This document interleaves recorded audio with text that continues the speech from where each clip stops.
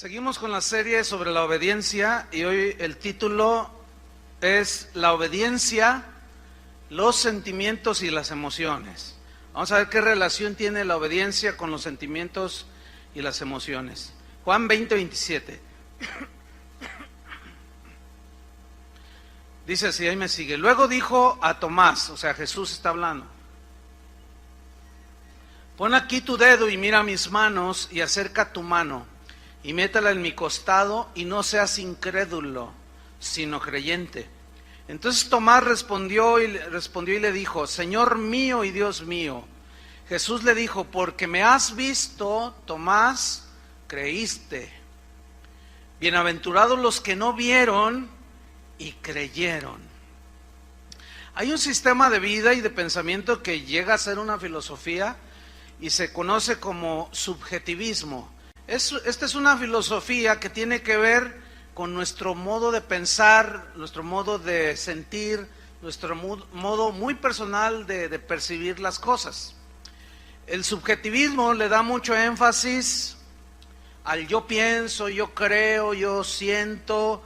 Se le da una gran importancia a las emociones, a los sentimientos humanos. Los sueños son muy importantes para este tipo de personas que son muy subjetivas. Anoche tuve un sueño, soñé. Las fantasías, la intuición, hay muchos que confunden la intuición con la guía del Espíritu Santo, pero son ámbitos totalmente distintos. La imaginación, el instinto, todo esto son impulsos motivados por los sentimientos humanos, por las emociones puramente humanas. Ciertamente Dios puso en nosotros las emociones, los sentimientos, pero, como vamos a ver en la Escritura, nosotros los cristianos no debemos ser dirigidos, ni guiados, ni impulsados por nuestros sentidos espirituales, por nuestras emociones, por nuestra intuición humana, no. El cristianismo, por otro lado, en contra del subjetivismo, es un estilo de vida que rige la vida de una persona que se convierte a Cristo y que decide vivir las normas del reino de Dios. Se niega a sí mismo, no se deja guiar por sus anhelos, deseos, sueños, emociones y sentimientos personales. No, el cristianismo no es una religión para hacer sentir cosas bonitas a las personas.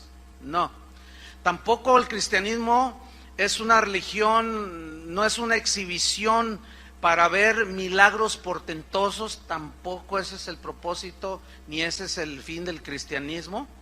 Entonces hay un problema dentro del cristianismo que se desarrolló mayormente, siempre ha existido, pero en los últimos 100 años ha tenido un auge impresionante, y es precisamente el subjetivismo.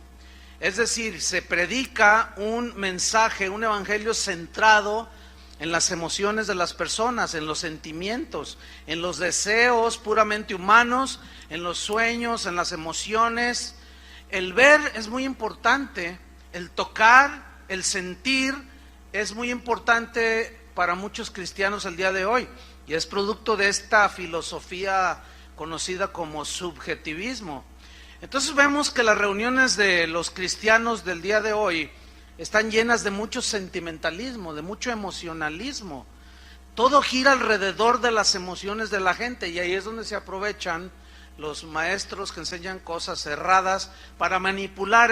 Ellos son expertos en manipular las emociones de la gente, los sentimientos de la gente. Los hacen sentir cosas para hacerlos pues felices según ellos.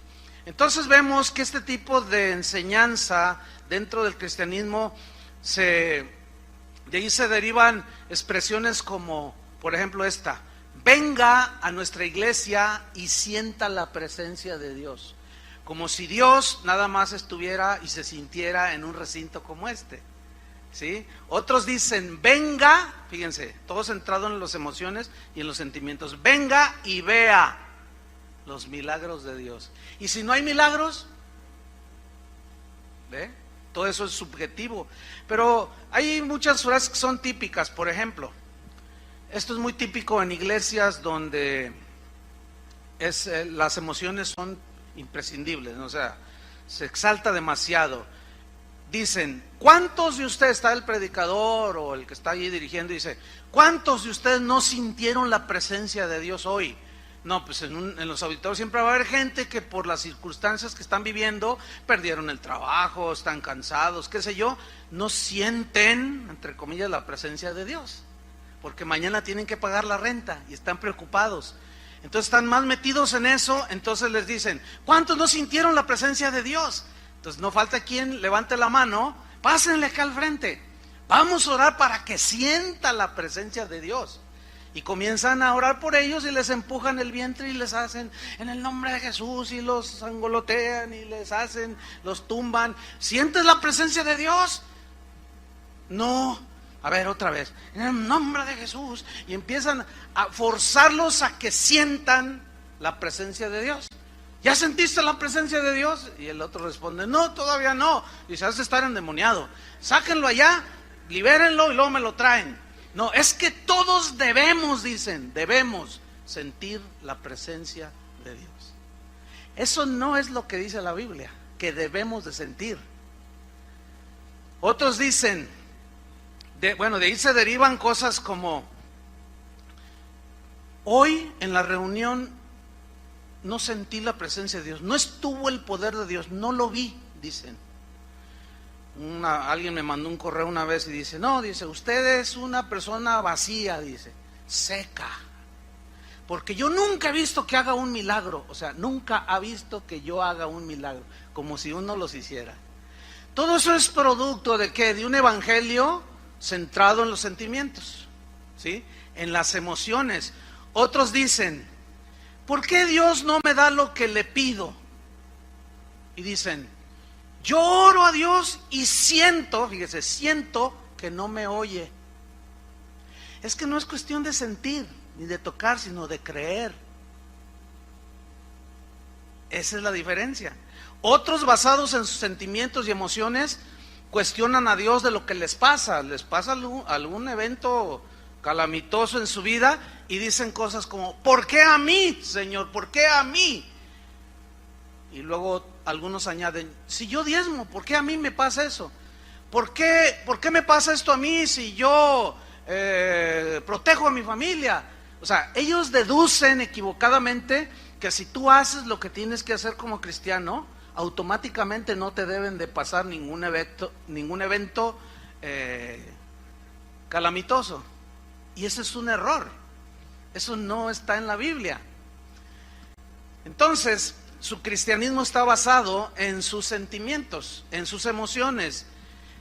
Por consecuencia, son cristianos débiles, son cristianos desconcertados, son cristianos volubles, tienden a la depresión.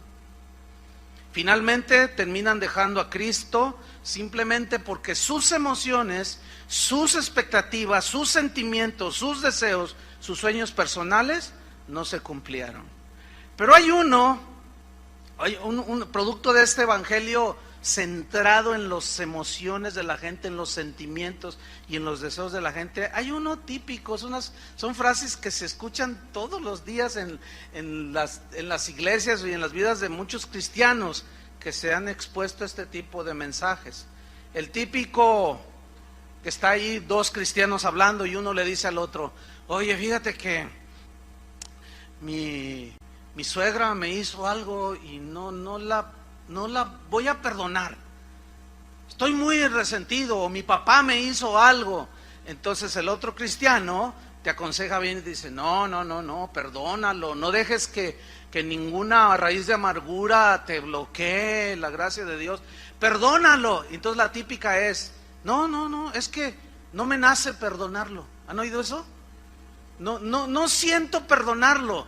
No me nace, no me nace dar, no me nace perdonar, no siento hacer esto o aquello. Y yo suelo poner una ilustración para mostrar lo engañoso que es esto y lo erróneo que es. Y el ejemplo es muy sencillo, lo van a entender ustedes. Algunos ya lo han escuchado, sean pacientes con los que no han escuchado este ejemplo, nada más para ilustrar. Eso de no me nace hacerlo. ¿Cuántos de ustedes tienen luz en su casa? ¿Teléfono? ¿Pagan renta? Ok, ¿cuánto pagan de luz? A ver, ¿cuánto pagan de luz? 500, 600, 300, 400, 1000. No, pues ya pague las televisiones, mucho. ¿Cuánto pagan de teléfono? 300, igual más o menos 300, 500. ¿Cuántos pagan renta? ¿Cuánto paga? 5,000, 5,000, 3,000, 2,000. Bueno, ok. Mañana, cuando ustedes amanezcan, abran la puerta, se van a encontrar con los recibos de la luz y del teléfono. Entonces, usted que paga 500 pesos de luz, se va a encontrar el recibo de la luz y va a decir, 5,000 pesos. Ay, usted va a decir, qué bendición. Mira, mi amor, le dice al marido que todavía estaba medio levantando allí, mira, un recibo de la luz, 5,000 pesos. Y el marido dice, qué bendición. Ay, gloria a Dios. Y luego dice, también está el de la luz, y el de la luz es de 3,000. Saltó de 300 a 3,000. Sí, wow, no cabe duda. Qué bueno es ser hijo de Dios. Qué bendición. Oye, ¿qué horas son? No, pues son las 8, todavía no abren, ¿verdad? Es que tengo unas ganas de ir a apagar la luz. Me nace de todo mi corazón ir a apagar la luz y el teléfono. Y usted se desespera porque le nace pagar los recibos, ¿verdad que le nace? Y usted llega desesperado ahí a las ventanillas a pagar sus recibos y ya, pero resulta que se encuentra con una fila de 3 kilómetros, porque hay 10,000 personas que les nace ir a pagar. ¿Cuántos de ustedes que pagan renta se paran el día que, por ejemplo, mañana se vence la renta y ustedes están esperando desesperados que llegue el dueño de la casa para pagarle la renta? ¿Verdad que les nace? Ok, ¿qué sucede si no pagas la luz y el teléfono? ¿Qué sucede? Le hacen así, te lo cortan, ¿sí? Es decir, tú pagas la luz y el teléfono, te nazca o no te nazca. Sientas o no sientas hacerlo, tú lo pagas sí o sí. Porque si no lo pagas, te cortan la luz y la comunicación, ¿cierto? Tú no puedes llegar a Teléfonos de México y decirle, ¿sabe? Déjeme explicarle por qué no le puedo pagar el teléfono o la luz. Porque yo perdí mi empleo y iba a decir, lo siento mucho, si no pagas le cortamos la luz, ¿sí o no? Entonces tú tienes que pagarlo sí o sí, aunque no te nazca, aunque no sientas hacerlo. ¿Saben por qué algunos de ustedes tienen la luz espiritualmente hablando cortada? ¿Saben por qué algunos de ustedes tienen la comunicación con Dios cortada? Porque Dios te dice, trata bien a tu esposa para que tus oraciones no tengan estorbo. Entonces dice, no, es que no me nace, es que no siento. Perdona a tu papá, que dices que cómo estás amargado porque te abandonó tu papá. Es que no me nace perdonarlo, es que nunca te va a nacer. Entonces, como nunca te nace, no lo perdonas, etcétera. ¿Y qué sucede? Te cortan la luz. Ahora, algunos tienen un argumento y dicen, no, es que yo lo hago porque si no me siento como hipócrita. Por ejemplo, está dirigiendo Chuy García la alabanza. Y hay un momento en la alabanza que dice, levanta tus manos y alaba al Señor. Entonces tú estás allí y dices, no siento, es que no me nace. ¿Por qué voy a hacer algo que no me nace? Porque si yo hago algo que no me nace, entonces soy un hipócrita. No, estás confundiendo la gimnasia con la magnesia. Estás confundiendo la obediencia que dice la Biblia, alabad a Dios en su santuario. El rey David en el Salmo 103, no tiene que buscarlo, se ordenaba a sí mismo y decía, bendice alma mía al Señor y bendiga todo mi ser su santo nombre. ¿Por qué? Porque a veces nuestras emociones y sentimientos y sentir puramente humano nos bloquea obedecer a Dios, y de eso se va a tratar la enseñanza de hoy. Entonces la obediencia a Dios no contempla nuestros sentimientos, nuestras emociones como requisitos para obedecerlos, no. Dios nunca dice, si sientes o si te nace, hazlo. No, Dios nunca dice, obedece hasta que te nazca en tu corazón. Eso no está en la Biblia. A Noé le dio una orden: hazte un arca, les vas a predicar durante 120 años. Y dice, y Noé hizo como Jehová le dijo que hiciera. Dios nunca le dijo a Noé, oye, ¿te nace servirme? ¿Te nace ir a predicarle a la gente? No, dijo, ve. A Jonás le dijo, ve. A Moisés le dijo, libera a mi pueblo de la esclavitud de Egipto. No le dijo, ¿cómo ves, Moisés? ¿Sientes en tu corazón ayudarme? No. Entonces vemos que Dios nos ordena, nos da su palabra, que por cierto esa palabra fue diseñada para bendecirnos, no para bloquearnos, no para molestarnos.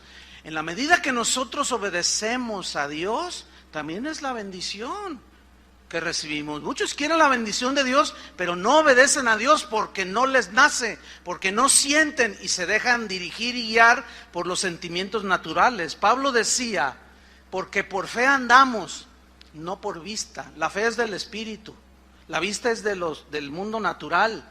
Entonces la fe está por encima de los sentimientos naturales, de las emociones humanas, de los anhelos y deseos nuestros.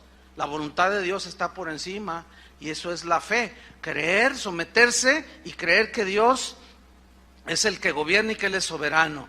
Tomás, uno de los apóstoles, es el típico creyente dominado por sus sentimientos, por sus emociones, por lo que ve, por lo que toca, por lo que siente, y no por la fe. La fe es sólida, constante, te afianza, ¿sí? Vamos a Juan 20:18, que es donde tomamos el texto base. Y aquí el contexto, Juan 20:18, es que Jesús había resucitado ya después de haber muerto en la cruz. Se le aparece a María Magdalena y dice esto en Juan 20:18. Fue entonces María Magdalena para dar a los discípulos las nuevas de que había visto al Señor y que Él le había dicho estas cosas. Cuando llegó la noche de aquel mismo día, el primero de la semana, estando las puertas cerradas en el lugar donde los discípulos estaban reunidos, por miedo a los judíos, subraye miedo. El miedo es un sentimiento que nos inhibe, que nos da inseguridad, intranquilidad. Jesús se había muerto, los discípulos se habían acostumbrado a andar con Jesús, de pronto lo asesinan, lo matan, lo cuelgan en la cruz. ¿Cómo están? Temerosos, inseguros, se sentían emocionalmente abatidos, ¿cierto? Ok. Vino Jesús puesto en medio y les dijo, paz a vosotros. La paz es un sentimiento divino, la paz de Dios, no la paz del mundo. La paz es un sentimiento divino que te establece, te hace sólido. Pablo decía, la paz y la paz de Dios gobierne vuestros corazones. O sea, este sentimiento de paz, este sentir es espiritual, no es del mundo natural. Y eso es lo que nos hace sólidos. Por eso Jesús les dijo a ellos que estaban temerosos, paz a vosotros, versículo 20. Y cuando les hubo dicho esto, les mostró las manos y el costado. Y los discípulos se regocijaron viendo al Señor.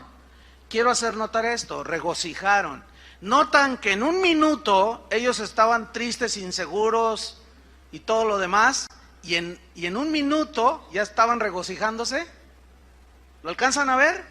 ¿Qué nos enseña esto? Nos enseña que nuestras emociones, nuestros sentimientos, nuestro parecer es muy inconstante, ¿sí?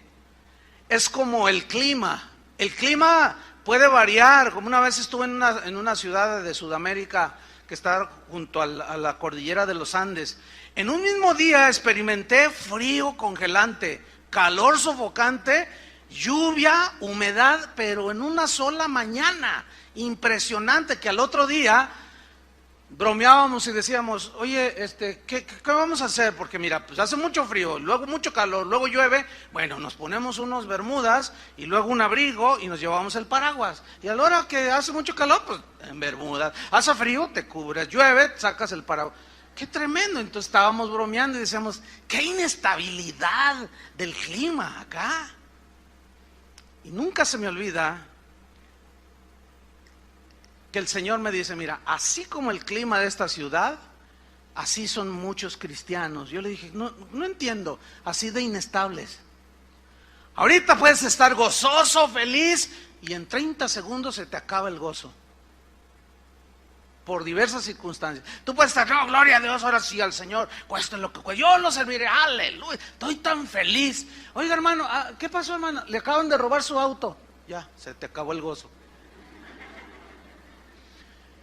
Nuestros sentimientos cambian, varían de un minuto a... Tú puedes experimentar en un solo día la tristeza, el regocijo, todo. Y eso es justamente lo que el Señor quiere que entendamos para evitar ser guiados, dirigidos, impulsados por nuestros sentimientos humanos, por nuestras emociones humanas. Entonces, dice en el versículo 24, Juan 20:24, pero Tomás, uno de los 12, llamado Dídimo, no estaba con ellos cuando Jesús vino. Le dijeron pues los otros discípulos, al Señor hemos visto, le dicen. Él les dijo, fíjate, si no ver, en sus manos la señal de los clavos, y metiere mi dedo en el lugar de los clavos, y metiere mi mano en su costado, fíjate, tocar, ¿entienden? Tocar, sentir, ver, tocar, sentir. Si no veo, toco, siento, y no meto mi mano allí, no creeré. Versículo 26, 8 días después, estaba otra vez sus discípulos dentro, y con ellos Tomás. Llegó Jesús, estando las puertas cerradas, y se puso en medio y les dijo, paz a vosotros. ¿Ven cómo el Señor lo que quiere es que tengamos paz?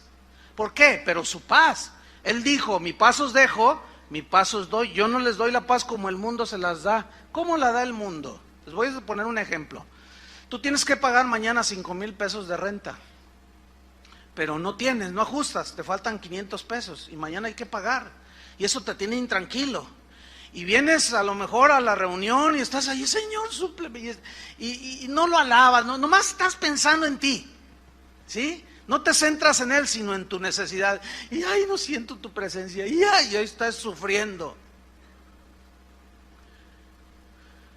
Pero ese mismo día en la mañana llega un abogado. Cuando tú vas a pagar la renta y te dice, oiga, necesito que vengamos acá a la notaría porque usted acaba de recibir de una tía, ¿se acuerda de su tía Juanita? Murió y le dejó un testamento y le dejó $1,000,000. Y viene la paz. ¿Entendió? Y llegó la paz, gloria a Dios. Entonces usted ya tiene paz. Y confunden la paz que el mundo da con la paz de Jesús. Por eso es que todo mundo quiere su bienestar económico, quiere estar sano, quiere tener todo lo bueno, quiere estar tranquilo, no quiere tener problemas. Y por eso muchos predicadores se dedican a eso. A que usted obtenga nada más dinero, posesiones, etcétera, y confunden con la paz. Pero esa es la del mundo. Y aquí los discípulos no tenían absolutamente nada, estaban inseguros, tristes. Paz a vosotros, se aparece, paz a vosotros. ¿Por qué? Porque es más importante la paz de Dios en nuestro corazón que nuestros sentimientos humanos. ¿Están entendiendo, verdad? Se les ve en la cara. Porque tienen una sonrisita así como diciendo, ay, Dios me está hablando. Bueno, seguimos con la historia. Versículo 27. Luego dijo a Tomás, pon aquí tu dedo y mira mis manos. Y acerca tu mano y métela en mi costado. Y no seas incrédulo, sino creyente. Entonces Tomás respondió y le dijo, Señor mío y Dios mío. Fíjate, aquí está el típico creyente que responde hasta que ve, toca y siente. Si no, no. Pero veamos la respuesta de Jesús. Versículo 29. Entonces Jesús le dijo, porque me has visto, porque me has tocado y has sentido, Tomás, fue que creíste. Bienaventurados los que no vieron y creyeron. Mira, esta frase, bienaventurados, dichosos, felices, está poniendo en una posición más elevada la fe, el creer, el confiar en Dios que tus sentimientos. Si tú vienes a un lugar como estos y no sientes a Dios, ¿qué? No debe mover tu fe. El Señor dijo, yo estoy con vosotros todos los días hasta el fin del mundo. No dijo, si tú me sientes o ves que hago un milagro, entonces vas a poder pensar y sentir que estoy contigo. No, no dijo eso. Cuando dijo, yo estoy con vosotros todos los días, se refirió a días buenos y días no buenos. Cuando vienen las calamidades, las aflicciones de la vida. ¿Por qué? Porque la fe es la que nos mantiene sólidos en nuestra posición como cristianos.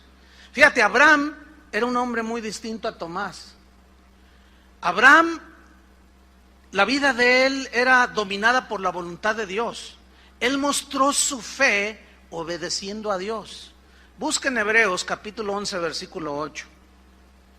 Hebreos 11, 8. Dice así, por la fe Abraham, siendo llamado, ¿qué hizo? Obedeció. Fíjate, la frase siendo llamado, ¿a qué se refiere? Se refiere cuando Dios le dijo allá en Génesis, Abraham, salte de tu tierra y de tu parentela. O sea, Dios lo llamó a salir fuera de su casa, al llamado que él tenía, al lugar donde él le iba a mostrar. ¿Y qué hizo Abraham? Obedeció para salir al lugar que había de recibir como herencia, y salió sin saber a dónde iba. Mira, muchas cosas en los asuntos de Dios, en el cristianismo, tienen una lógica, es decir, la lógica humana muchas veces empata y coincide con la lógica de las cosas de Dios, ¿sí? Pero no todas, ¿eh? Es lógico, humanamente hablando, que tú vas con tus maletas y alguien te pregunte, hola, ¿a dónde vas? Y tú digas, no, pues voy a Acapulco. Es lógico, ¿no? Tiene lógica. Pero ¿qué me dices de que te ven con tus maletas y te dicen, hola, ¿a dónde vas? Y tú dices, no sé. Y te dicen, ¿cómo?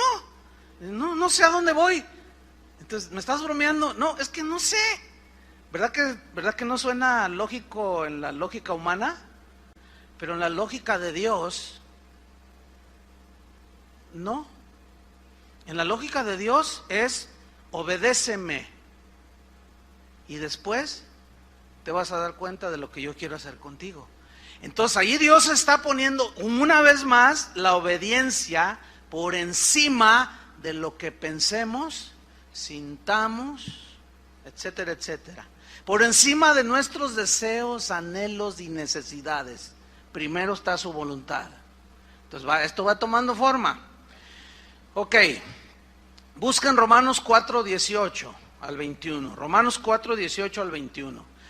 Aquí Pablo toma la historia de Abraham cuando le da la promesa de un hijo que fue Isaac. Pero acuérdense que Abraham era un anciano y su esposa era anciana también, pero estaba estéril. Entonces él le hace la promesa, dice Romanos 4, 18. Dice que Abraham creyó en esperanza contra esperanza para llegar a ser padre de muchas gentes. ¿Qué significa creyó en esperanza contra esperanza?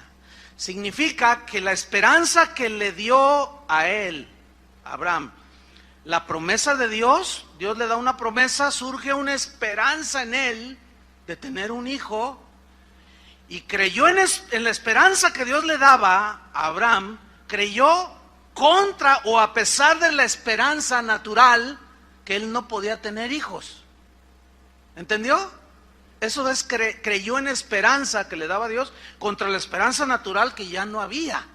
Entonces él creyó en esperanza contra esperanza para llegar a ser padre de muchas gentes. Y mire, subraye lo que viene a continuación, conforme a lo que se le había dicho. No a lo que se le ocurrió a Abraham, sino a lo que Dios le había dicho. ¿Qué le había dicho Dios? Así será tu descendencia. Y esto es tomado del Génesis. Abraham, heme aquí, Señor, sal afuera y cuenta las estrellas. Y sale Abraham de su tienda y mira las estrellas. Y dice, no son incontables, Señor. Así será tu descendencia. Pero él se miraba viejito y miraba a su anciana esposa y aparte estéril. Y así como que, pero Dios le decía, pero así te voy a multiplicar. Dios le había cambiado el nombre de Abraham a Abraham. De Abraham, padre exaltado, a Abraham, padre de muchas gentes. Así es que pueden imaginarse cuando Sara le decía, Abraham, y los vecinos oían. Y decían, mira los viejitos, qué ilusionados están. Ya están chochando, decimos acá, ¿no?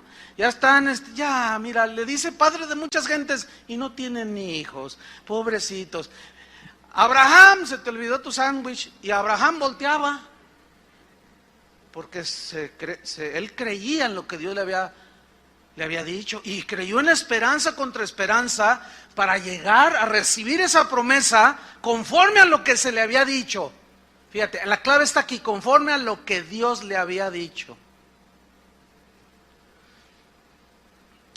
Los muros de Jericó, que mencioné hace unas enseñanzas pasadas, cuando Dios les dice que den 7 vueltas y al 7º día griten, las murallas de Jericó caerán.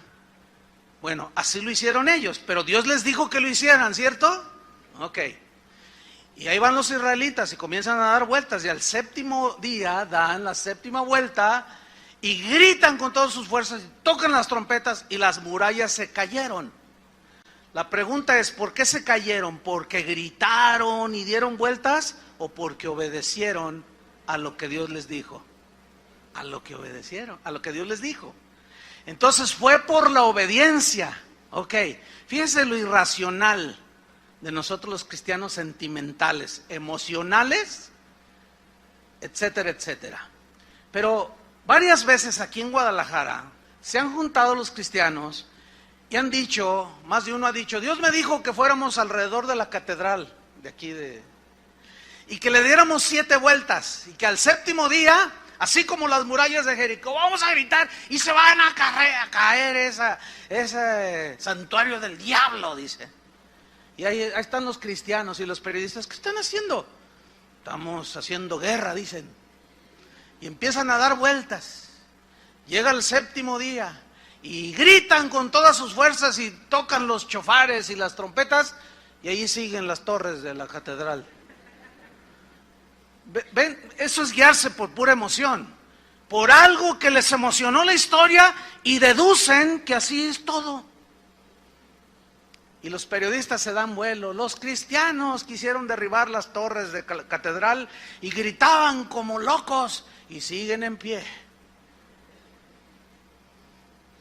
¿Ve cómo las emociones, el emocionalismo, el sentimentalismo, cosas que Dios no dijo? Porque nuestras emociones nos engañan y nos llevan a hacer cosas que son irracionales aún, espiritual y naturalmente hablando. Ahora, fíjate lo que dice el versículo 19, Romanos 4:19. Ok, ahí está creyendo en esperanza contra esperanza. 19. Y no se debilitó en la fe. Fíjate cuántas veces dice fe. Aquí es la primera. No se debilitó en la fe, o sea, en la confianza plena en Dios, al considerar su cuerpo. Considerar su cuerpo significa al ver su cuerpo. ¿Cómo estaba su cuerpo? Que estaba ya como muerto, siendo de casi 100 años. O sea, a pesar de que él vio en lo natural su cuerpo,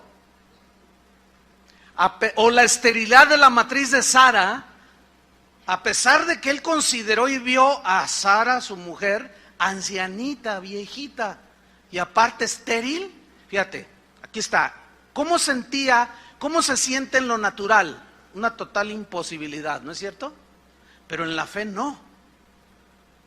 La fe confía en lo que Dios le dice y te hace estar sólido. Ahora bien, había una lucha en Abraham. La lucha era en si creer y mantenerse firme o dejarse arrastrar por sus sentimientos, por sus emociones y por cómo él pensaba o sentía. Entonces, como Dios, para Dios es subjetivo, no es lo objetivo, sino sub, quiere decir que está abajo. Eso significa sub, que está abajo de algo. Nuestros sentimientos, anhelos y propósitos son subjetivos. Primero está la voluntad de Dios. Y Dios tenía una voluntad para este hombre.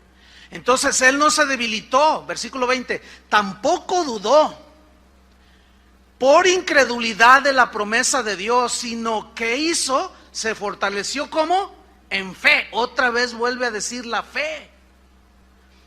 ¿Por qué? Porque Abraham de alguna manera había entendido que lo que a él lo podía mantener sólido y certero en el camino de Dios era la fe, era creer en Dios, confiar en Dios.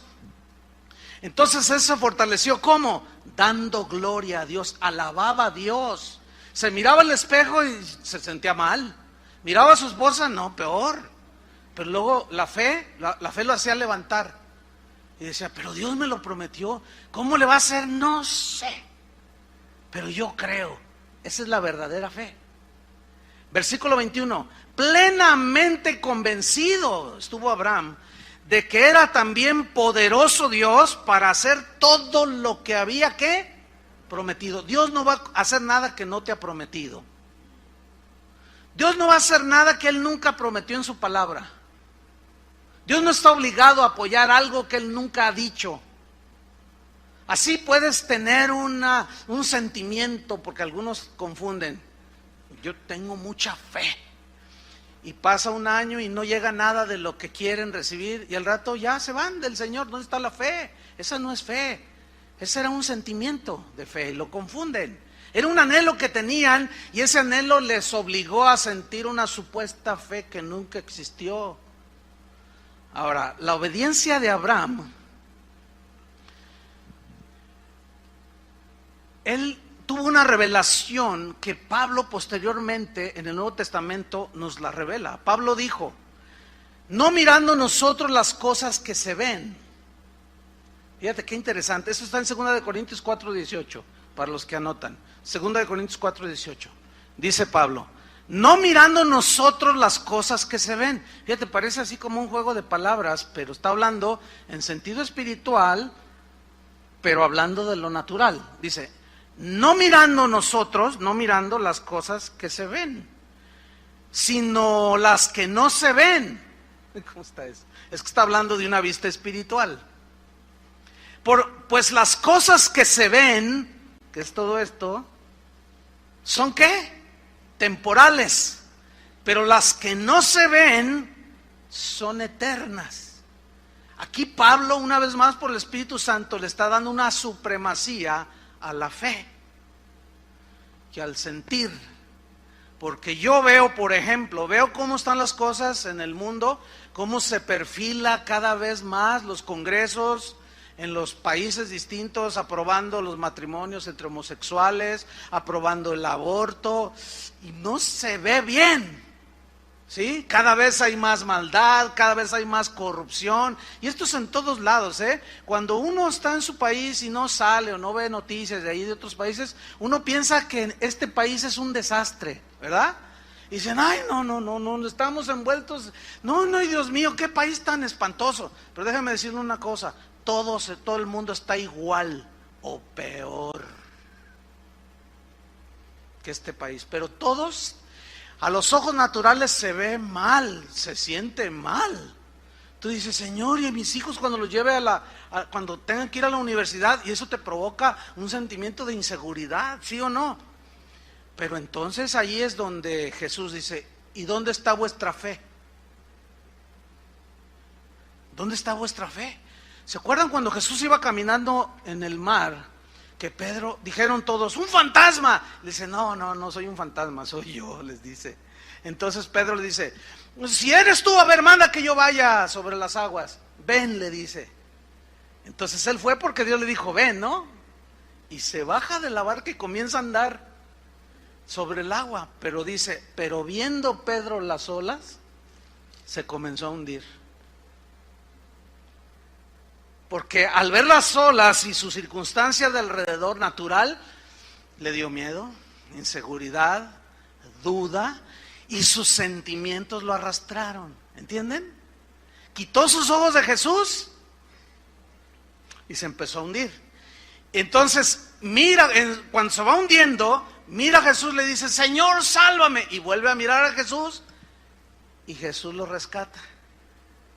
Y lo tiene junto a él. Y dice que ambos regresaron a la barca. O sea, volvió a caminar sobre el agua. Pero ya junto a Jesús. Pero mientras él, que luego hablaremos más de Pedro, porque era un hombre muy emocional, miraba las cosas que se ven, sentía las cosas que se sienten humanamente. Entonces, primero, hermanos, es creer y obedecer, y luego se entiende. Uno de los padres de la iglesia dijo, no trates de entender primero, sino primero obedece. Obedece primero y luego entenderás. Y eso fue lo que hizo Abraham. Abraham, cuando fue llamado, obedeció y salió sin saber a dónde iba. Él no entendía, sin duda no entendía. Cuando Dios nos mandó a la Argentina en el año 89, me dijo, vete. Yo no entendía, pero yo no necesitaba entender. Dios no esperaba que yo entendiera. Dios me pedía obediencia. Dios es lo mismo con todo, siempre ha sido así. Dios no te va a esperar cuando Él te da una orden. Él no va a demandar, ¿cómo te sientes? ¿Te sientes bien? ¿Estás dispuesto? ¿Cómo ves esto? No. Él lo único que espera es que le obedezcas. A Él no le interesa cómo te sientes tú. Parece contradictorio. ¿Por qué?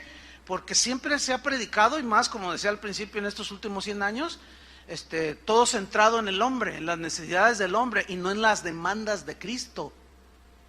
Por eso es que hoy dice uno una cosa como esta y suena extraño que se diga, a Dios no le importa cómo te sientes, a Él lo que le importa es que le obedezcas. Y oye, es raro, ¿a poco no? No suena así como, ay, no, ¿qué está diciendo este?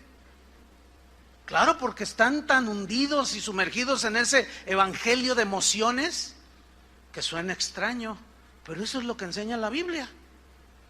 Cuando Dios le pidió a Abraham que sacrificara a su hijo después de 25 años que esperó para que se lo diera, el niñito crece y es un adolescentito. Y cuando le dice en Génesis 22:1, dice, aconteció después de estas cosas que probó Dios a Abraham y le dijo a Abraham, y él respondió, heme aquí significa, dime, estoy a tus órdenes, manda lo que quieras.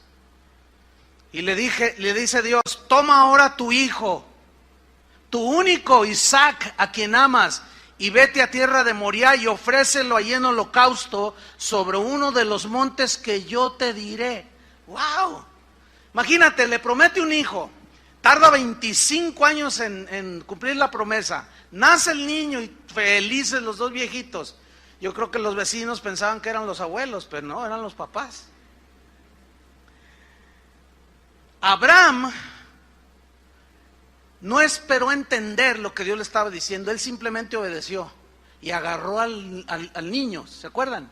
Y lo llevó y el niño le decía, papá, pues aquí está la leña ¿y dónde está el cordero para el sacrificio? Dios proveerá, le decía, Dios proveerá. Llegaron al monte del sacrificio. Ahora, ¿por qué Abraham no le negó a su hijo? ¿Por qué estuvo dispuesto a sacrificarlo? Les voy a explicar por qué. Y aquí es donde entra el contexto cultural e histórico.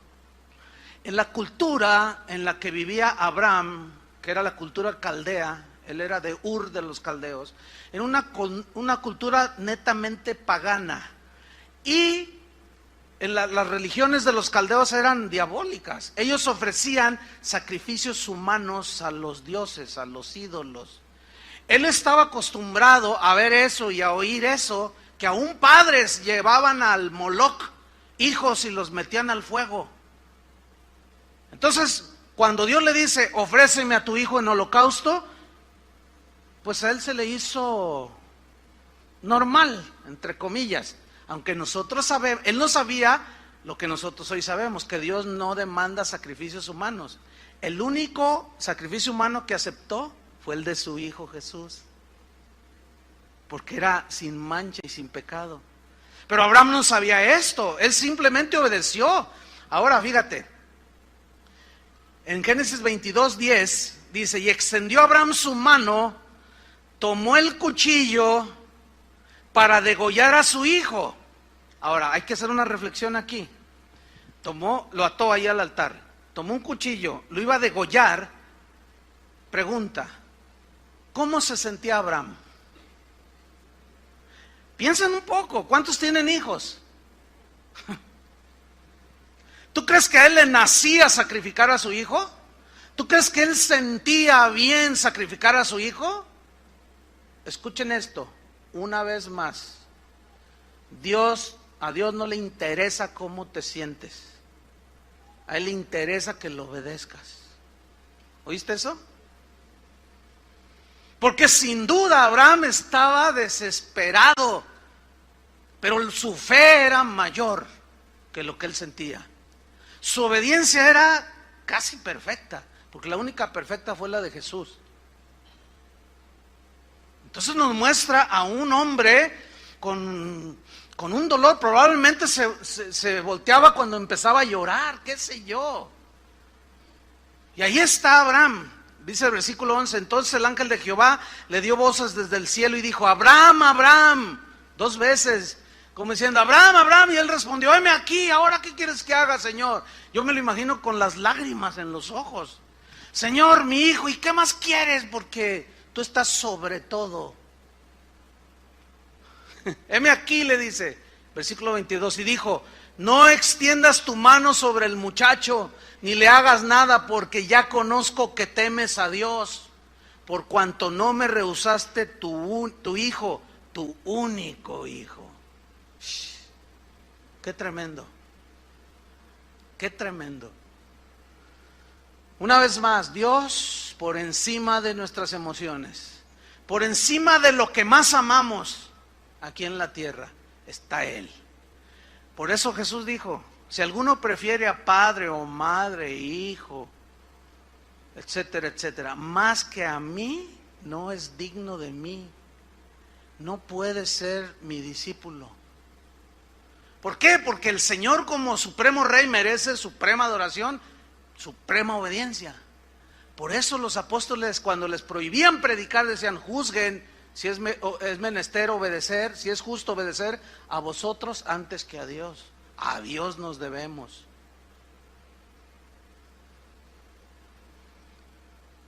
Otra vez.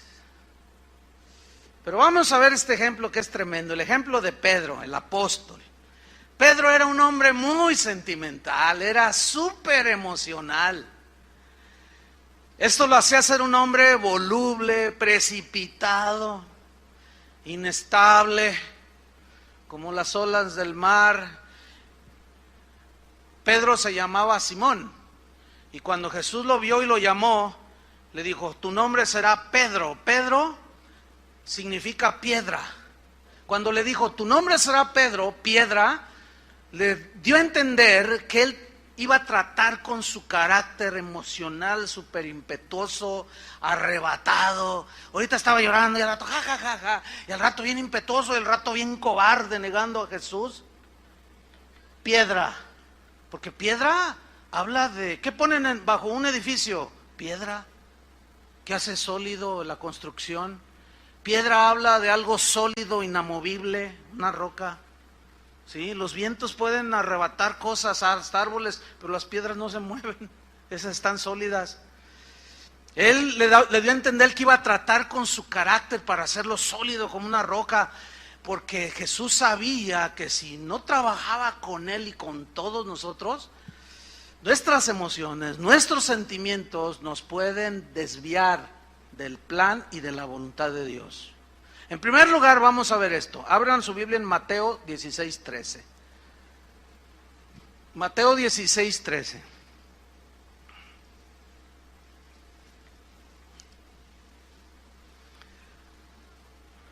¿Qué historia esta? Fíjate, Pedro hizo una declaración aquí realmente sorprendente. Pero pongan mucha atención. Mateo 16:13, ¿ya lo tiene? Bien, vamos allí. Dice así: viniendo Jesús a la región de Cesarea de Filipo, preguntó a sus discípulos diciendo: ¿quién dicen los hombres que es el Hijo del Hombre? O sea, ¿quién soy yo? ¿Quién dicen que soy yo? Ellos le respondieron, unos dicen que eres Juan el Bautista, otros dicen que tú eres Elías. Fíjense qué confundidos estaban, ¿eh? Y otros dicen que eres Jeremías o alguno de los profetas. Versículo 15, Él les dijo, y vosotros, mis discípulos, ustedes los que me siguen. En otras palabras, parafraseando a Jesús, me interesa que me conozcan. Ustedes, ¿quién dicen que soy yo? ¿Quién decís que soy yo? Le preguntó a quién, a los discípulos. ¿Quién respondió? ¿Por qué? Porque él era súper arrebatado, emocional, sentimental, impetuoso. No pensaba las cosas, no conectaba su lengua con su mente. Pero en este caso, vean lo que sucedió. Respondió Pedro y dijo, tú eres el Cristo, el Hijo del Dios viviente. Entonces le respondió Jesús, bienaventurado eres, pero todavía le llama Simón. Es bien interesante esto. Primero le había cambiado el nombre de Pedro, pero todavía no era Pedro, el sólido, todavía era Simón. Simón, el hijo de Jonás. Simón, hijo de Jonás, dice, bienaventurado eres porque no te lo reveló carne ni sangre, o sea, persona alguna, sino ¿quién? Mi Padre que está en los cielos. ¡Wow! ¡Qué revelación! Escuchen bien, cristianos, y uno que otro cristianoide. Escuchen bien. El hecho de tener revelaciones de Dios no te hacen una persona estable ni madura. Porque las revelaciones son por soberanía de Dios. ¿Entiendes? Esta es una revelación realmente poderosa. Tú eres el Cristo, el Hijo de Dios. No todos entendían eso. Y Dios se lo había revelado, pero todavía era un hombre muy emocional, muy inestable, ¿sí? Muy voluble, muy impetuoso. Vamos a verlo.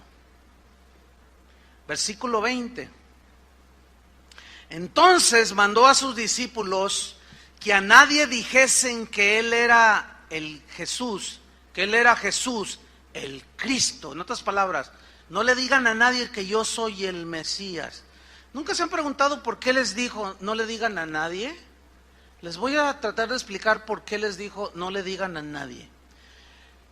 Porque los sacerdotes, los intérpretes de la ley, los escribas, que eran los encargados de interpretar las escrituras y hablarle, instruir a la gente en los caminos de Dios, cuando hablaban del Mesías que el Antiguo Testamento prometía, les decían que era un Mesías todopoderoso, que era un Mesías autosuficiente.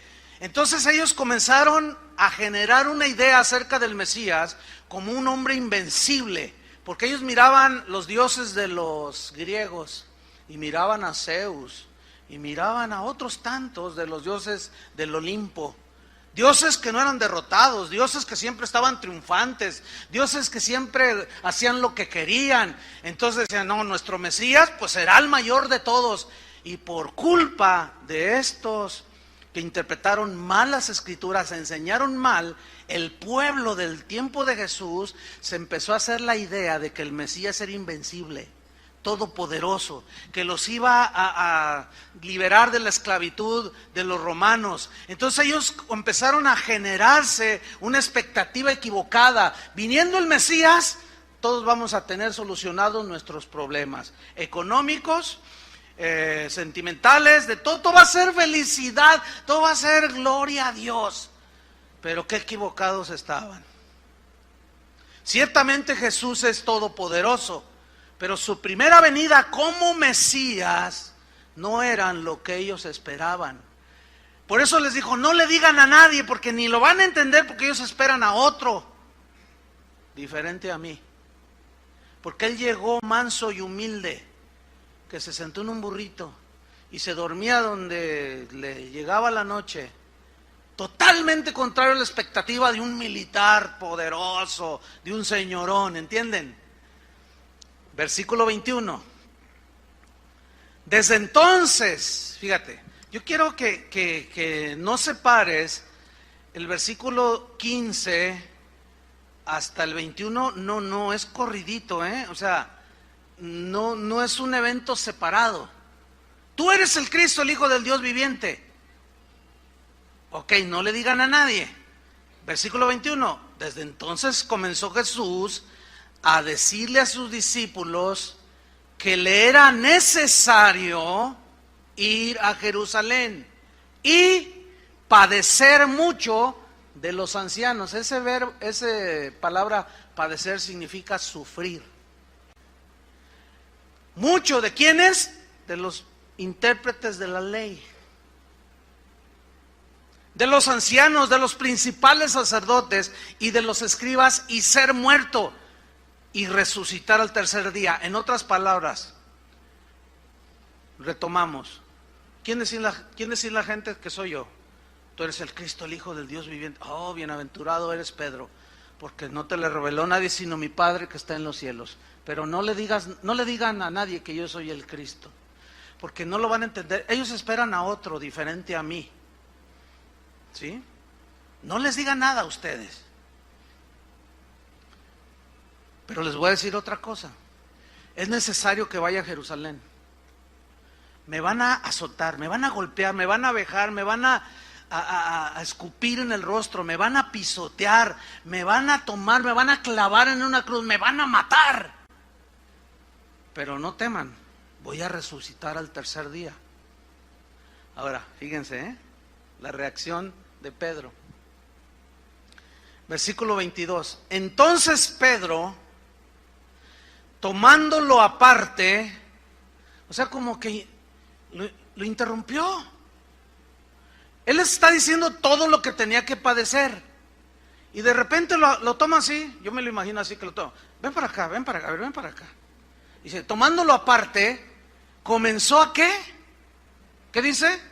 Reconvenirle. ¿Qué significa reconvenir? La palabra griega que se traduce reconvenir es epitimao, que significa corregir a alguien desaprobando lo que está diciendo. Es como esto. Tu hijo te dice, mamá, ¿verdad que ya no me quieres? Porque cállate, no digas tonterías. O sea, estás desaprobando lo que está diciendo el niño, porque tú amas a tus hijos, ¿verdad que sí? Eso es lo que está haciendo Pedro. Lo está corrigiendo, desaprobando lo que estaba diciendo. ¿Qué estaba diciendo Jesús? Que era necesario morir en una cruz. Pero epitimao también significa censurar, significa amonestar, prohibir, mandar, reprender, regañar. ¿Qué estaba haciendo Pedro? Por el amor de Dios. Es necesario que vaya yo y muera en la cruz, allí en Jerusalén. Y lo corrige Pedro, lo censura, lo amonesta, le prohíbe, cállate la boca, le manda que no diga eso, lo regaña y lo reprende, diciendo, versículo 22, Señor, ten compasión de ti, pero lo está regañando, lo está reprendiendo. Fíjate nada más. En ninguna manera te acontezca esto, le dice. Shh, ten compasión de ti. Esa frase en el griego, hay varias traducciones. Una, por ejemplo, dice, Dios no lo quiera, cuando eso era lo que Dios quería. Otros traducen, lejos de ti tal pensamiento, Señor. Esa fue la expresión sentimental y emocional de un bien intencionado pero equivocado Pedro. Sus emociones le ganaron. Sin duda, Pedro amaba profundamente a su Señor, ¿sí o no? Y él en su mente tenía el mejor deseo para Jesús, amaba a su maestro. Sin duda sus sentimientos eran sinceros, pero no le permitían ver la importancia de la muerte de Jesús en la cruz. ¿Por qué? Por la idea equivocada que tenía del Mesías. De ver a su maestro sufrir tal clase de muerte, eso simplemente era inaceptable para su concepto del Mesías. ¡Qué tremendo! No, es que si te mueres, ¿qué vamos a hacer? Mira, se habían acostumbrado tanto a Jesús que ellos vieron cuando Jesús multiplicó los panes y los peces. Dijeron, ¡ay! ¡Uy! ¡Qué buena onda! ¡Qué bien está esto! Ellos vieron cuando resucitó a Lázaro. Ellos, a Pedro le dijo una vez cuando lo cuestionaron, no pagan impuestos. Señor, dicen que no pagamos. Sí pagamos, para callarles la boca, mira, tira el anzuelo, ve al mar y vas a sacar un pez. Y de ahí lo vas a abrir y vas a sacar una moneda y pagas por ti, por mí. Sí sabe todo. Y todo está solucionado con el Señor. Entonces, Pedro, discípulos, es necesario que yo vaya a Jerusalén, me van a matar, me van a crucificar. Entonces cuando está oyendo Pedro, las emociones, pero era bien intencionado, ¿sí? Te voy a decir, es como esto. Ahí está el joven, ¿verdad? 33 años ya tiene el joven, no se ha casado. Esta es típica, es que es un ejemplo típico que sucede siempre. Ahí está, pero tiene un amigo, tú eres amigo de ese joven que está soltero. Entonces le dice, oye, pues ya se me está yendo el tren, dice el soltero o la soltera. Entonces, ¿tú quieres algo bueno para tu amigo, sí o no? Ok, entonces dice, oye, fíjate, no, pues ninguna hermanita de la iglesia, no, pues ninguna. Yo trato de ser amable y ahí, oye, pues te invito a leer la Biblia. Esto y lo otro, y no, pues como que no le caigo a nadie. Entonces, tú quieres lo mejor para tu amigo. No te preocupes, yo voy a orar por ti. Él tiene tu esposa, la que va a ser tu esposa. Pasa el tiempo y nada. Pero ahí donde trabaja el muchacho, entra una nueva secretaria, no es cristiana. Entonces el muchacho la saluda y la otra la saluda así muy amable, hola, ¿qué tal? Y le empieza a hacer ojitos y lo empieza a hacer sentir. Pongan atención, lo empieza a hacer sentir. Y pasa otro día y empieza a verla y ya la ve. Y empieza a sentir emociones. Entonces un día le dice, oye, ¿no me invitas a un café? No, pues el otro está ilusionadísimo. Pero escuchen, sus sentimientos no lo dejan, no le permiten ver que está violentando la palabra de Dios. No te unáis en yugo desigual. No alcanza a verlo. Entonces, como tú quieres el bien para él, viene y te dice, oye, ¿qué crees? Hermano, fíjate que, pues ya ves, aquí ni una hermanita de la iglesia me hace jalón.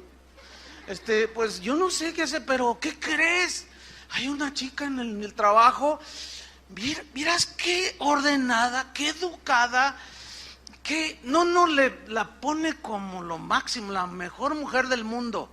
Entonces, como tú quieres lo mejor para tu hermano, le dices, te voy a ayudar en oración, hermano. Ya te involucró en sus sentimientos. ¿Entiendes?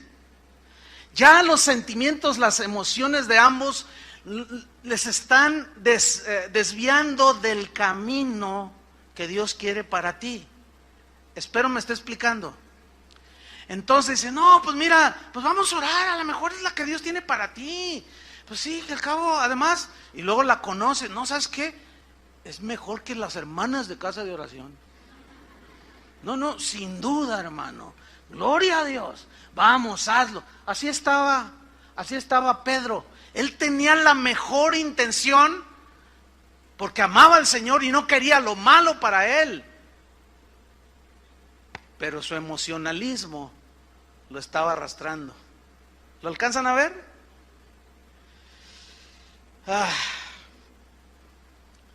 Sus sentimientos eran sinceros, pero no le permitían ver la importancia de la muerte en la cruz.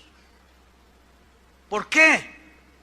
Pues por la idea equivocada que tenía de un Mesías.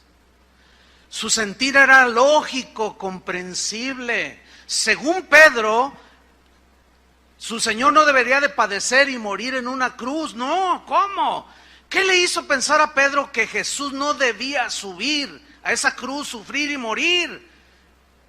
¿Qué le hizo pensar a Pedro? Sus sentimientos, sus deseos terrenales, sus emociones lo estaban traicionando. ¡Qué ironía! Pedro tratando de que Jesús no obedeciera la voluntad del Padre que lo había enviado a morir por toda la humanidad, y Pedro interponiéndose allí. ¿Qué acaso no entendió Pedro lo que escuchó muchas veces cuando decían, he aquí el Cordero de Dios? Cuando iba a la sinagoga, no entendía la explicación, porque tal vez la torcían, o cuando decían, he aquí el Cordero de Dios que quita el pecado del mundo, implica allí que ese Cordero tiene que ser sacrificado. Pedro, como judío, iba a la sinagoga cada sábado. ¿Cuántas veces leyó y le explicaron la escritura de Isaías 53? Mas él herido fue por nuestras rebeliones, molido por nuestros pecados. El castigo de nuestra paz fue sobre él, y por su llaga fuimos curados. Y nosotros le tuvimos por abatido, por herido de Dios, despreciado y desechado por los hombres, varón de dolores, experimentado en quebranto. ¿Y cómo apartamos de él nuestro rostro? Porque le vimos sin hermosura y sin parecer. Pero nunca lo entendió. Y así hay mucha gente en las iglesias el día de hoy. Oyen la palabra, escuchan la explicación y están como Pedro. A la hora de que Jesús les dice, soy el Mesías, y él te había tenido la revelación, pero es necesario, como dice Isaías 53, que vaya a la cruz. Y Pedro le dice, en ninguna manera te acontezca esto. Qué increíble, ¿no? Las emociones y sentimientos de Pedro estaban tratando de que se realizara el último pacto entre Dios y los hombres. Ese pacto tenía que ser sellado con la sangre del Cordero. Si no hay cruz, no hay perdón de pecados. Si no hay perdón de pecados, no hay salvación. Pedro se interpone entre Jesús y la cruz. Aquí está la cruz a la que Jesús debía subir. Aquí está Jesús rumbo a la cruz, y Pedro se pone en medio y le dice, no, espérate. No, ten compasión de ti mismo. ¿Cómo que no te acontezca esto? Por favor, Señor. Ay. Quiero recordarles esto, que el pasaje es el mismo. Pedro tuvo, unos minutos antes, una revelación sublime de Jesús como el Cristo, el Cordero de Dios, y en 2 minutos estaba diciendo lo más diabólico que podía haber dicho. ¿Se dan cuenta cómo somos los humanos? Por eso, y simplemente por esa es la razón por la cual no debemos ni de guiarnos ni por sueños, ni por sentimientos, ni por intuición. Una vez estaba en una reunión, terminé de predicar, por ahí andaba yo, no fue aquí en casa de oración, y se me acerca una señora y me dice, pastor, usted no sabe, solo Dios sabe cuánto lo aprecio, de verdad yo lo amo mucho. Ah, gracias, hermano. Una señora como de 60 años, gracias, hermana. Dice, pero ¿sabe una cosa? Le voy a dar un consejo. Le digo, a ver, dígame, ¿por qué no? Pues todos aprendemos. Dice, ya no se preocupe tanto por la iglesia. Ya no se preocupe tanto por las ovejas del Señor, me dice. No, tranquilo, tenga paz. Entonces yo le digo, ¿y por qué me dice eso? Es que usted se ve que es un hombre que no tiene paz, se ve un hombre intranquilo, bueno, ustedes que me conocen pues se darán cuenta si soy así o no. Se ve un hombre que siempre está preocupado, que hasta a lo mejor hasta ni duerme y hasta colitis ha de tener. Le dije, pues fíjese que no, hermana, tengo mucha paz, duermo bien, la gracia de Dios me ha sostenido, pero abra su Biblia por favor en 2 de Corintios capítulo tal, versículo tal, y léalo, y lo empieza a leer. En peligro de ladrones, en peligros de los de mi nación, peligros entre falsos hermanos, peligros de los de mi nación, peligros. Y todavía más lo que sobre mí se agolpa, la preocupación por todas las iglesias. Y cuando lo lee, le hace, ay hermano, le digo, mire, entonces Pablo era un hombre que tenía mucha paz, ¿sí o no? Pero no hay que confundir la preocupación porque ustedes caminen bien con Dios, que es nuestra responsabilidad de enseñarles. Por eso la generación en la que visitó, que prevalecía cuando Jesús vino a la tierra, pobre generación, producto de una mala enseñanza de quién era el Mesías. Y esa es la preocupación de los pastores, que las ovejas caminen bien, sean fieles, tengan la verdadera fe, no se dejen engañar, no se dejen desviar. Esa es una preocupación genuina, pero no es falta de fe. Ustedes entienden, ¿verdad? Entonces la señora esta me dice, ay hermano, pues es que yo pensé, no, espérame, es que usted me dijo, Dios me dijo. No, lo que usó fue la intuición. O sea, la intuición es, usted intuye algo, ¿no? Intuye algo, o sea, ve un perro así que, y entonces usted intuye que hay peligro. Ahí el Espíritu Santo no le dice, cuidado con el perro. No, porque la intuición es algo natural. Usted se aleja del peligro, es algo natural. Y así hay un montón de gente en las iglesias que por intuición profetizan, por intuición dicen cosas, pero no es el Espíritu de Dios. Se dejan llevar por una emoción o un sentimiento que tienen ahí arraigado, qué sé yo, por qué razón, como esta señora. Era obvio que estaba equivocada. Sus sentimientos y emocionalismos de este Pedro estaban evitando su propia salvación. Vean qué terrible es eso. Lo mejor de nuestros sentimientos, lo mejor de nuestras emociones no pueden sustituir la obediencia a Dios, entiéndanlo. ¿Lo entienden? Aunque obedecer a Dios implique sufrir, padecer y aún morir. Pablo dice ahí en el libro de los Hechos que confirmaba el ánimo de los discípulos y les exhortaba a que permaneciesen en la fe y les decía, es necesario que a través de muchas tribulaciones entremos en el reino de Dios. Hechos 14:22. Finalmente vamos a ver la reprensión de Jesús a su amado Pedro, que en ese tiempo era Simón todavía. Su amado discípulo, versículo 23, su amado discípulo, pero muy emocional, muy sentimental, muy impetuoso, nada que ver. Mateo 16:23, pero él, o sea Jesús, volviéndose, dijo a Pedro, quítate de delante de mí, Satanás, me eres tropiezo. ¡Qué ironía! Pedro la roca funcionando como piedra de tropiezo. Satanás se aprovechó del sentimiento, de la emoción, del deseo humano de Pedro y llenó su mente con una idea diabólica totalmente contraria a los planes de Dios. Y Jesús le dijo a Pedro la razón de esta reacción. En el mismo versículo 23, quítate delante de mí, Satanás, me eres tropiezo. Y aquí está la razón. Porque no pones la mira en las cosas de Dios.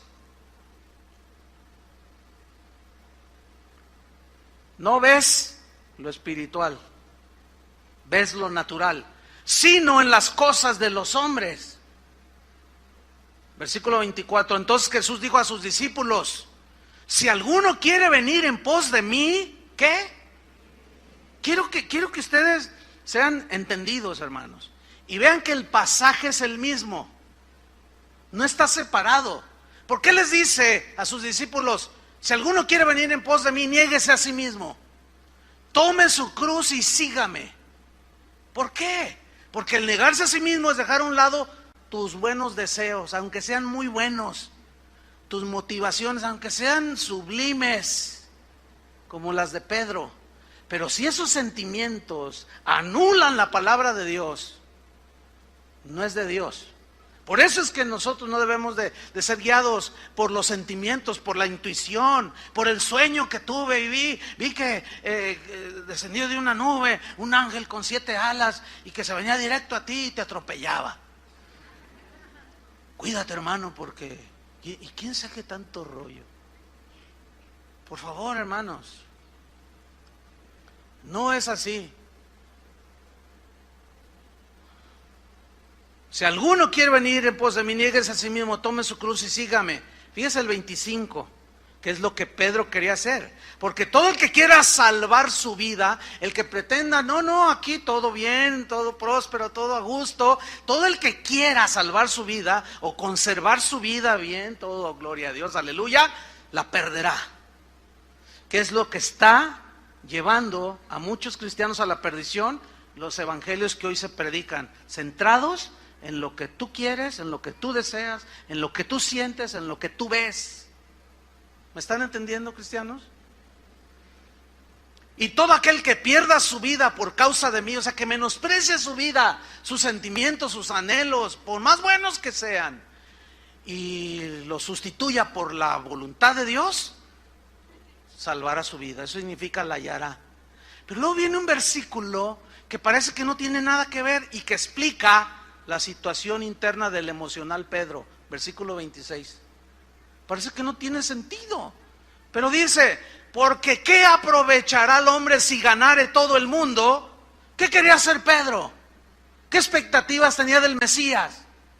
Quería todo lo material, ¿entienden? Y Jesús le dice, no, Pedro, ¿qué aprovechará el hombre si ganare todo el mundo y perdiere su alma? ¿O qué recompensa dará el hombre por su alma? Ok, ya obtuviste todo. ¿Y qué? ¿Le vas a pagar a Dios para que te salve? Ayer después de la enseñanza se me acercó una señora. Pastor, ora por mí, me dice. Yo le digo, claro, ¿cuál es tu necesidad?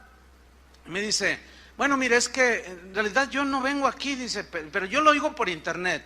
Pero dice, hace como, no sé, 8 meses, dice, yo tengo un nieto.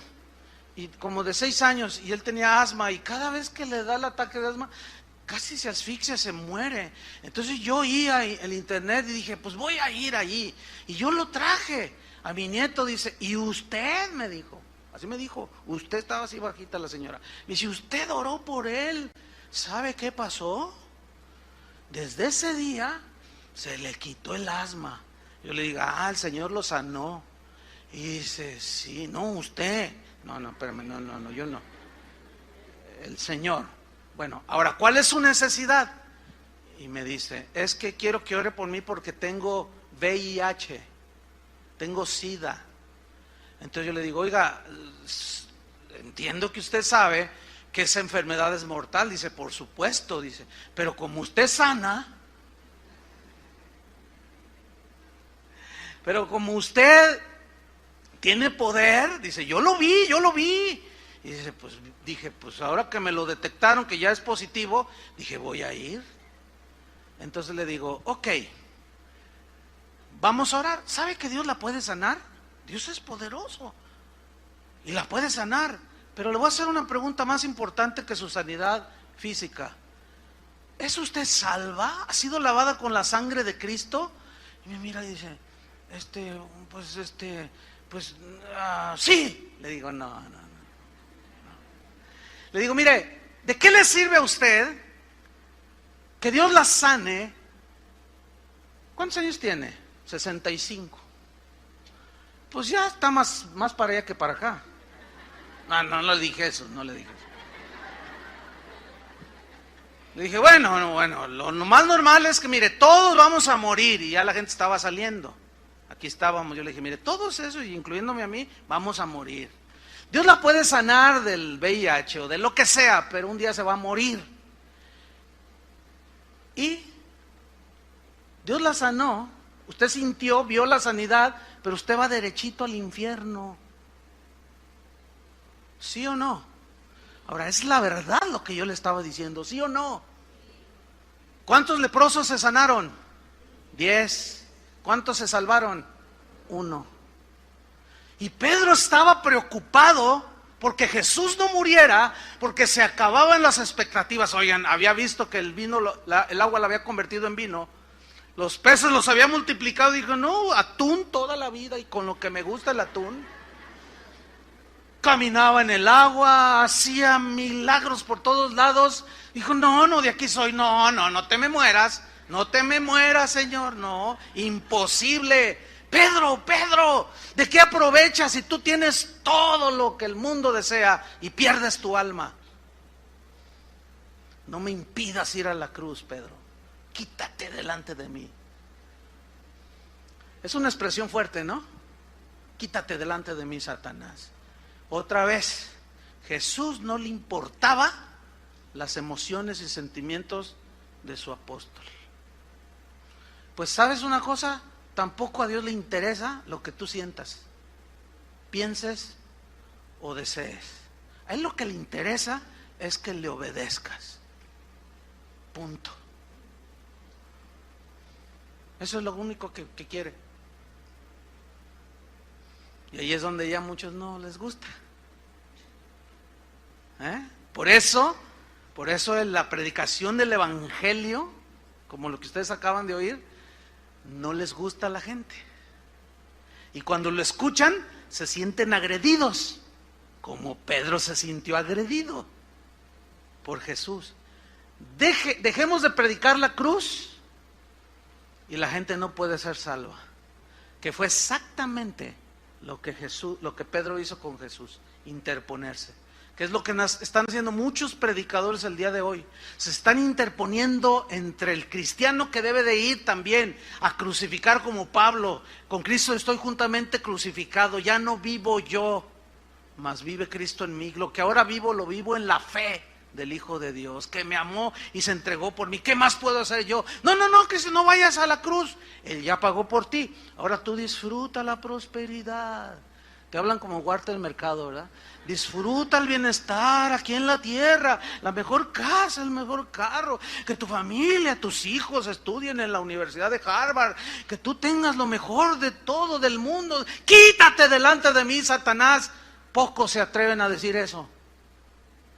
Quítate delante de mí, Satanás. Porque ese Satanás, ese no es el Espíritu de Dios. ¿Por qué? Porque sabe Satanás que somos emocionales, sentimentales y egoístas, y por ahí nos da. Por eso el niéguese a sí mismo es totalmente lo contrario. Eso es el Evangelio, hermanos. Obediencia, sentimientos y emociones. ¿Qué relación hay? Ninguna. Oremos. Padre, muchas gracias por tu palabra. Gracias, Señor, porque sin duda tú nos hablas cada día.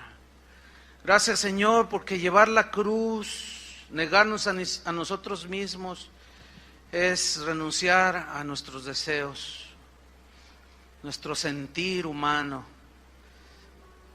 Negarnos a nosotros mismos es entregar nuestros deseos y anhelos. Cargar nuestra cruz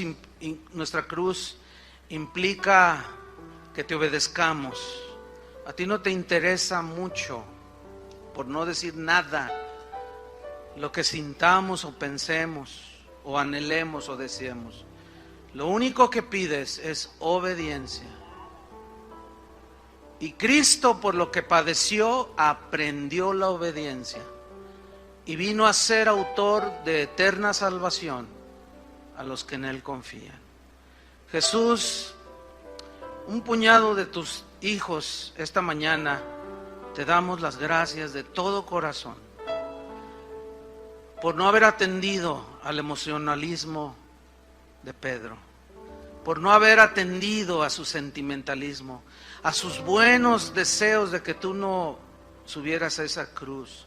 Es verdad que fue dura, violenta, vergonzosa, despiadada, pero esa cruz es la que me dio vida.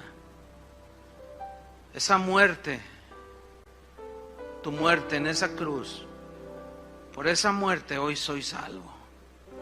Gracias, Jesús. Gracias, Padre, porque tú nos amas y quieres que que veamos lo que no se ve, puesto los ojos en Jesús, no en las cosas que se ven, porque estas son temporales, pero las que no se ven son eternas.